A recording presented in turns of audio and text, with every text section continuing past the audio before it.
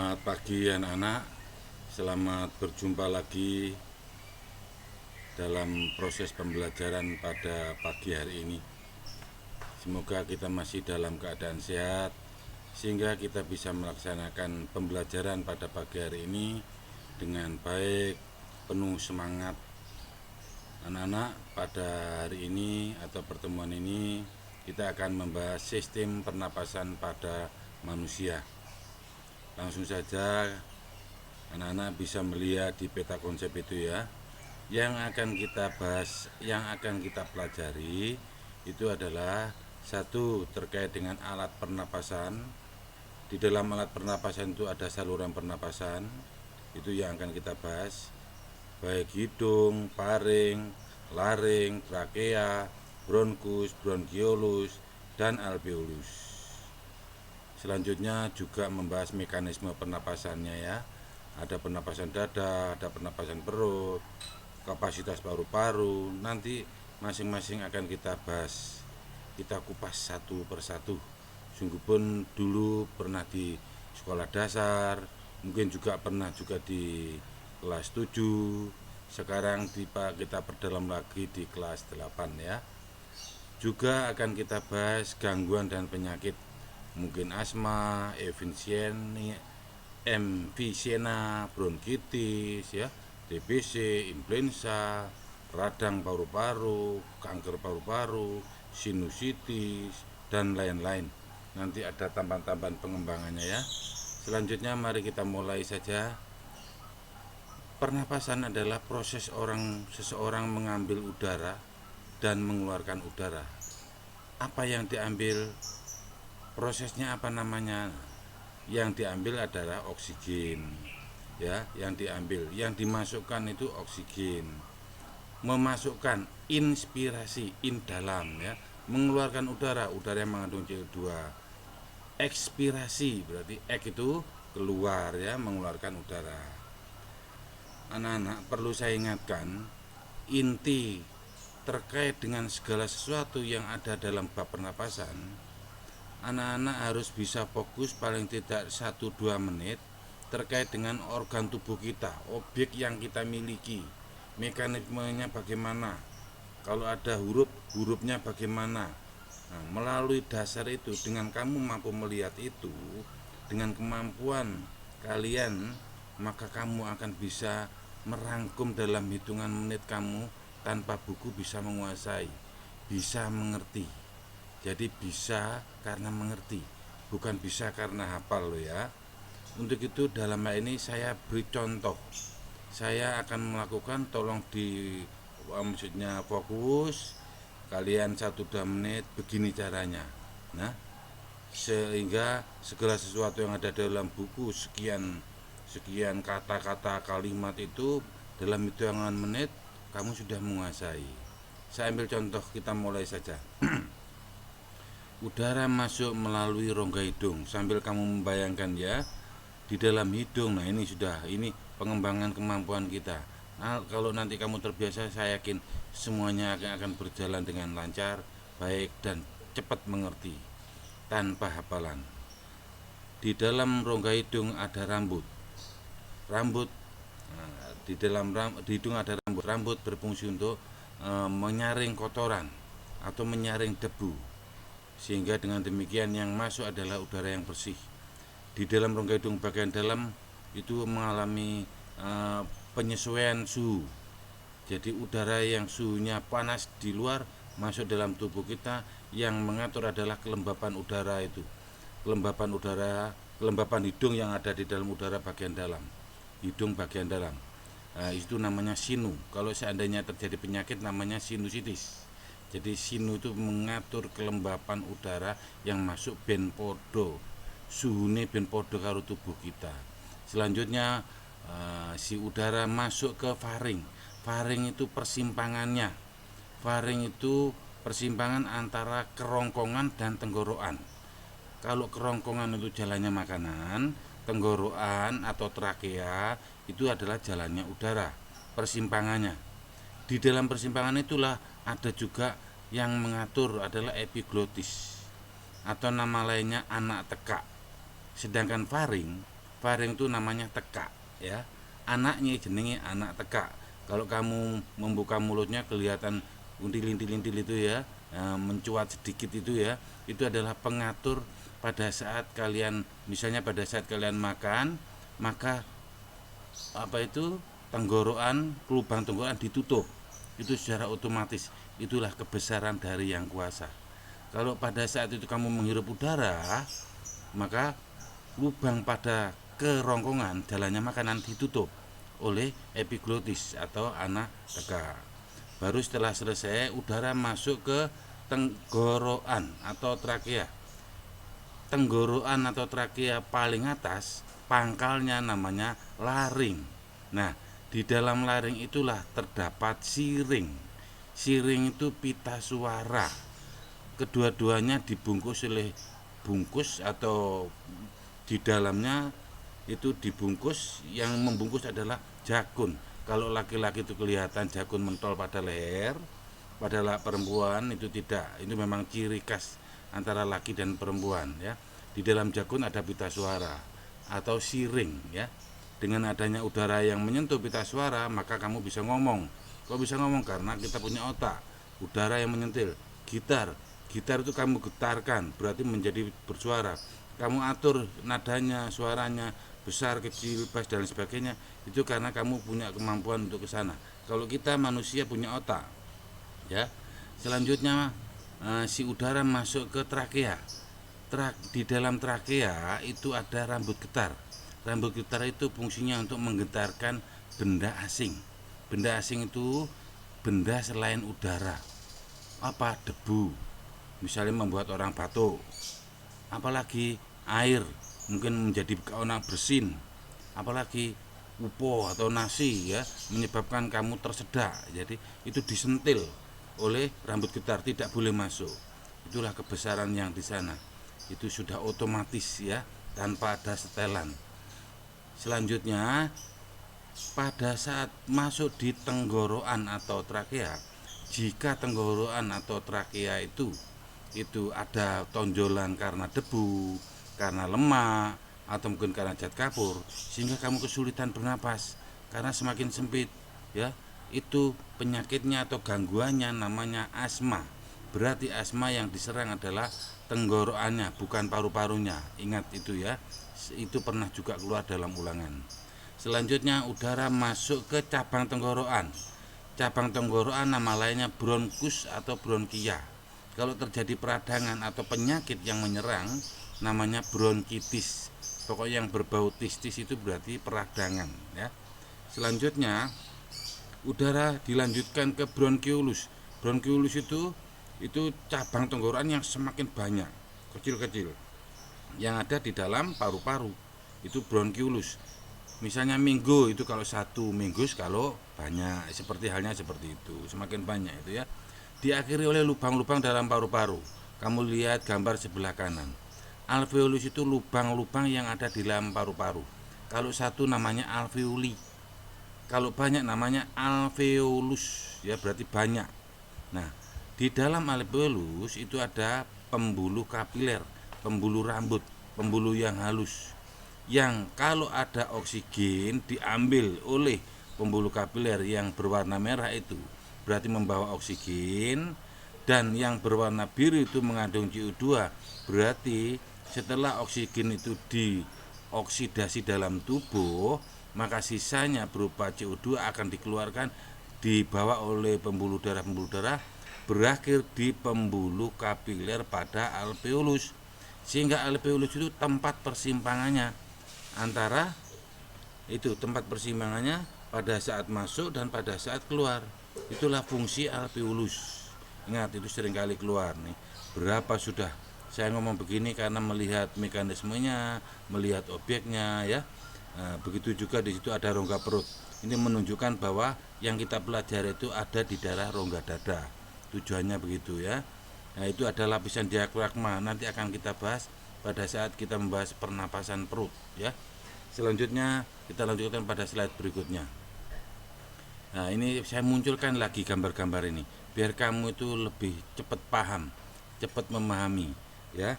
Nah, ini saya tambahkan gambar lagi. Tadi saya sudah bahas laring, itu pangkal tenggorokan, trakea, bronkus, bronkiolus, alveolus. Nah, saya tambah pleura. Pleura itu pelapisnya paru-paru. Penyakitnya namanya pleuritis. Nah, itu ya, kok yang berbau tistis itu ya. Diafragma adalah otot yang mengatur pada saat pernapasan perut. Menarik ya, mengeluarkan napas, mengambil napas, itu ulahnya diafragma. Diafragma itu posisinya aslinya melengkung, posisi pada saat santai. Kalau menghirup udara berarti posisinya menjadi mendatar. Nanti akan saya perjelas pada slide berikutnya ya. Selanjutnya mekanismenya ya. Ini kamu perhatikan. Mekanisme pernapasan berarti perlakuan orang memasukkan dan mengeluarkan udara. Mengasuk itu namanya inspirasi, mengeluarkan berarti ekspirasi. Nah, macam pernapasan ternyata dapat dibagi dua, yaitu di sini kamu lihat itu sebelah kiri, pernapasan dada dan pernapasan perut. Intinya singkatnya, pernapasan dada berarti kamu bayangkan ke dada. Pernapasan ngembang ngempis berarti seseorang itu bisa bergerak kan karena otot, ya. Otot di mana yang bergerak? Berarti otot inti dada. Berarti pernapasan dada adalah pernapasan yang dibantu oleh otot yang ada di dalam dada, bahkan di celah-celah tulang rusuk itu ya. Kalau pernapasan perut berarti pikiran kita ke perut, jadi perut kita bisa mengembang mengempis karena ulahnya otot diafragma. Bagaimana caranya nanti kita perjelas, sementara kita mulai dari pernapasan dada dulu. Kamu lihat sebelah kiri, inspirasi. Pada saat orang memasukkan udara, itu rongga dada menjadi besar. Rongga dada besar karena tulang rusuknya berkontraksi, terangkat. Berarti udara masuk ya. Nah, itu tolong dimengerti. Berarti ciri-ciri udara masuk pada saat inspirasi enggak perlu dihafal. Cukup membayangkan kamu saja pada saat melakukan memasukkan udara, menghirup nah, dada membesar, berarti kontraksi otot dengan bekerja sama dengan tulang rusuk menjadi mengembang, berkontraksi, terus keluar lagi. Nah, pada saat mengeluarkan udara sebelah kanan itu kamu lihat, berarti rongga dada mengecil, berarti tidak berkontraksi alias berelaksasi. Saat itu udara keluar alias ekspirasi. Ciri-ciri inspirasi dan ekspirasi tidak perlu kamu apa, kamu cuma melakukan perlakuannya. Oh ini, oh ini, oh ini. Saya yakin kamu nanti akan tahu dengan sendiri alias mengerti ya. Selanjutnya pada pernapasan perut.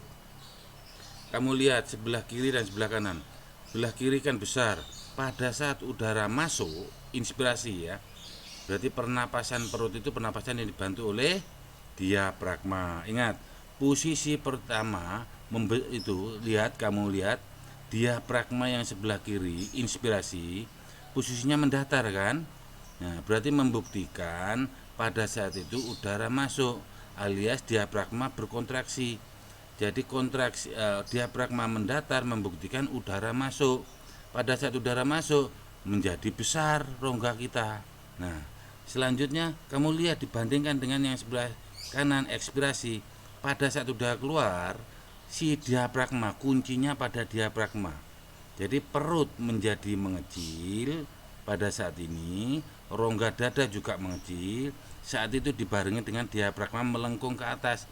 Normalnya melengkung ke atas. Awas, ini terjebak biasanya antara diafragma mendatar dengan melengkung. Pada saat melengkung itu ada posisi yang sifatnya santai atau posisi normal ya. Itu tolong dimengerti. Kalau terkait dengan ulangan biasanya itu terkait dengan ciri-ciri udara masuk, udara keluar pada saat pernapasan perut ya. Pada saat inspirasi dan ekspirasi bagaimana perbedaannya? Kamu bisa menjelaskan tanpa melihat buku. Perlakuanmu, perutnya dibesarkan, oh ya masuk. Berarti pada saat udara masuk, udara menjadi besar, perut kita menjadi besar, diafragma mendatar, menyentuhkan otomatis. Nah, pada saat saya mengeluarkan udara, perut kita mengecil, terus otomatis diafragma kembali semula dalam arti melengkung ke atas. Saat itu udara keluar alias ekspirasi. Itu ya. Itu saya tambahkan lagi terkait dengan kapasitas kemampuan paru-paru menampung udara. Itu namanya kapasitas. Di sini ada dua kapasitas total dan kapasitas vital ya. Kapasitas total itu adalah kemampuan udara yang ditampung oleh paru-paru sebanyak 5 liter. Jadi paru-paru itu menampung udara sebanyak 5 liter totalnya ya. Tapi kalau vital itu adalah kemampuan paru-paru menampung, artinya bernapas sekuat-kuatnya, entah itu mengeluarkan, entah itu memasukkan. Sak kuat-kuatnya wong ini megur 4 liter. Nah, seandainya saya mengeluarkan udara sekuat-kuatnya, sak kuat-kuatnya wong sehat itu 4 liter, kecuali orang yang tidak sehat, terbatas ya, tergantung kesehatannya. Orang kita anggap saja kita normal, kita mengeluarkan udara sekuat-kuatnya, sak kuat-kuatnya 4 liter. Berarti ada yang tersisa kan dalam paru-paru, berapa liter yang tersisa? 1 liter kan. Berarti yang kita keluarkan 4 liter, berarti sisanya dalam paru-paru 1 liter. Udara sisa itulah yang disebut dengan udara residu, atau udara yang tertinggal di dalam paru-paru sebanyak 1 liter. Ini adalah istilah volume vitidal.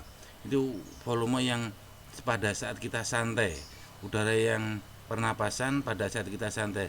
Kita pada saat santai kan bernapas memasukkan udara dan mengeluarkan udara. Udara yang masuk, udara yang keluar hanya setengah liter.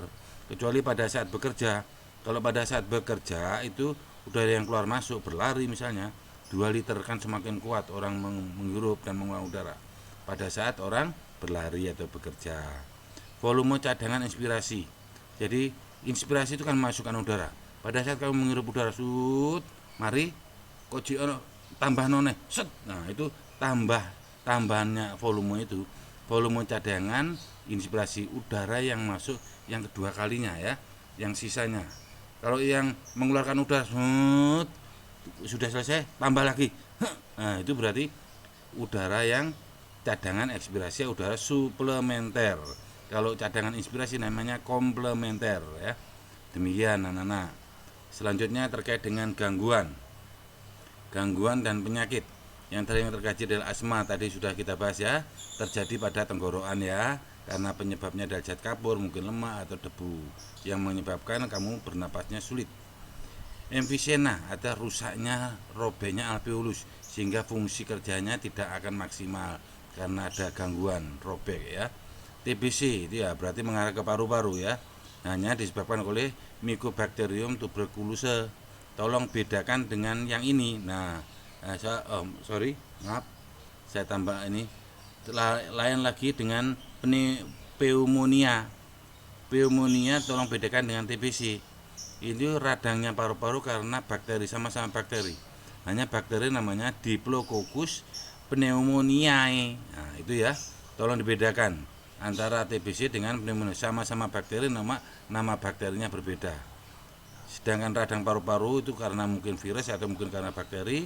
Kalau kanker paru-paru itu kadangkala tolong itu dibedakan antara radang paru-paru dengan kanker paru-paru. Kanker paru-paru itu mungkin karena gangguan, karena kelainan pada paru-paru disebabkan karena rokok atau debunya pabrik atau debunya sepeda motor atau mobil yang mengandung monoksida itu ya. Sinusitis tadi sudah, sinu itu hidung ya, hidung bagian dalam. Penyakitnya namanya sinusitis, berarti peradangan pada rongga hidung bagian dalam ya, bahkan menyebabkan gangguan sampai nanah misalnya. Kalau influenza itu penyebabnya adalah virus, berarti influenza adalah penyakit yang menyerang rongga hidung yang disebabkan karena virus. Nah, bronkitis, bronkia itu cabang tenggorokan, penyakitnya namanya bronkitis. Ini ISPA dengan SAR. Tolong kalau terkait dengan ulangan seringkali keluar kepanjangannya tolong dimengerti.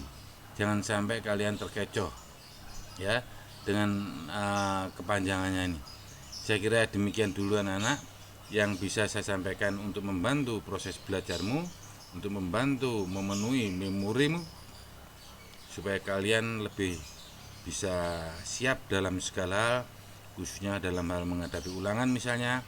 Kamu harus siap pakai, ingat cara belajar dengan melihat objeknya, harafiahnya mungkin, mekanismenya mungkin, kamu mampu merangkum semua bab yang terkait yang kita pelajari. Dalam hal ini misalnya pernapasan, berarti semua yang tertulis dalam buku cukup kita mengerti dalam hitungan menit. Usahakan dicoba dan dilatih. Saya yakin kemauanmu, niatmu akan membawa, tidak akan sia-sia, akan membawa keberuntungan di hari kelak. Demikian anak-anak, kurang lebihnya mohon maaf dan terima kasih. Semoga apa yang saya sampaikan menjadikan berkah kita semua.